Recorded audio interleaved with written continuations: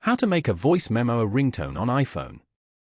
To get started, first of all go ahead and open up the Voice Memos application on your phone. Once you're here, go to All Recordings at the top. From here, tap on any recording. Then, tap on the three dots at the top right corner of the recording. And then, tap on Share. You can view all the sharing options available over here. Scroll down and select Save to Files. Choose the folder you want to save it to and then tap on Save above. Now, go back and open up the GarageBand application. Over here, tap anywhere on the screen. Now, go to the top panel and tap on the icon as shown. After that, go to the top right corner and tap on the loop icon. Then, go to the Files section.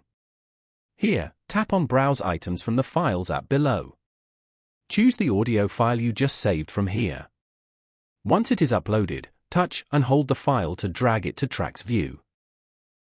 In the Tracks View page, you can manage and edit the track length as you like.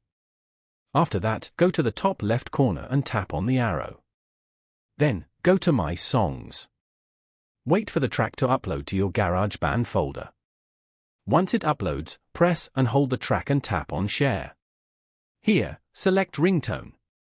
You can change the name of the ringtone if you want.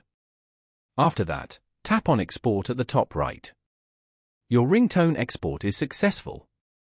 Tap on OK. Now, go back and open up the Settings app. Here, scroll down and go to Sounds and Haptics.